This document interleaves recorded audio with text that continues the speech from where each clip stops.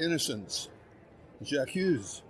Accusation. Canada in 2021 is replete with racist bigots, an unworthy fulfilment of Champlain's dream.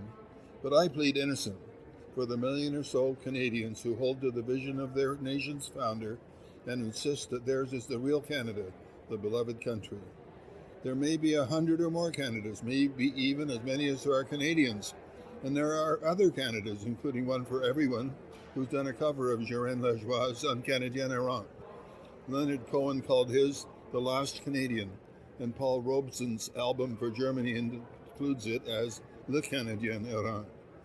Samuel de Champlain, Zintanjois, was likely sired by Henry the Great, Henry IV, who welcomed him regularly and was readily willing to go along with the great mariner's dream of going into the New World with altruism and opposing rapaciousness. In Champlain's dream, Professor Fisher shows Champlain as a polymath, an artist, mapmaker, explorer, anthropologist, and diplomat, a captain in the King's Navy, as was his official father, a brave soldier and a great leader. Le Sieur de Mont, Pontgravé, and Poutrincourt were in the Admiration Society that stuck by him through thick and thin. He inspired natives, traders, priests, and his countrymen.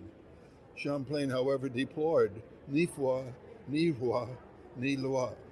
A thorough reading of Champlain's dream may show this conclusion, which he made about some tribes that he thought to be poorly led, having no faith like his own Christianity, no king in the sense that his kind of Frenchman offered his life in service to the king, and no law in the sense that France was a police state under cardinals and aristocracy.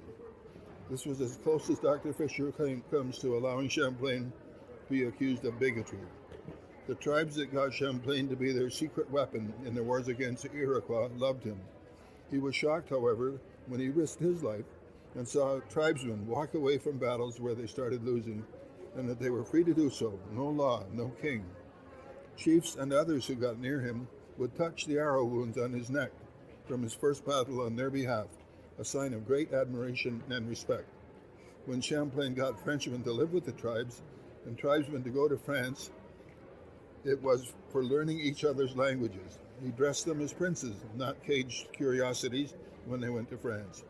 Everything about his vision and his dealings in the New World was different from what the others were doing, especially the Spanish and the Portuguese, who tried to enslave the tribesmen and treated them like the savages they considered them to be, les autres, different from us, not worthy like us, the linchpin ideas of bigotry and racism. Early Canada was not founded to take over the land or the people. Skillful diplomacy and respect for requests was followed by Champlain, who, for example, put off travels to places he wanted to explore and map till he got permission from the chiefs. The well-led tribes, such as the Micmac of Chief Membertou, Champlain would probably have agreed were better off in life than his own countrymen. This would be a justifiable conclusion comparing with the very stratified world of the French. In Acadia, the chiefs ranked with the French senior officers, among whom was a black linguist, and the other natives had higher status than the French peasants. For many years, Canada has held itself to be better than other countries, especially the USA, in matters of racism and bigotry.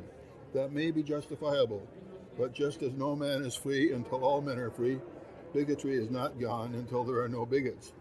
Champlain's dream, Canada, started out very altruistically, but by the time it fell to the British, 155 years later, it had become very corrupt in matters like government contracts and fees.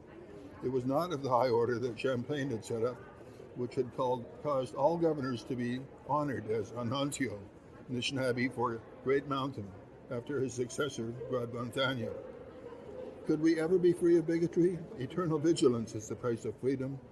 That includes freedom from bigotry. Almost no one considers himself a bigot, having some justification for any bigoted opinion he may hold.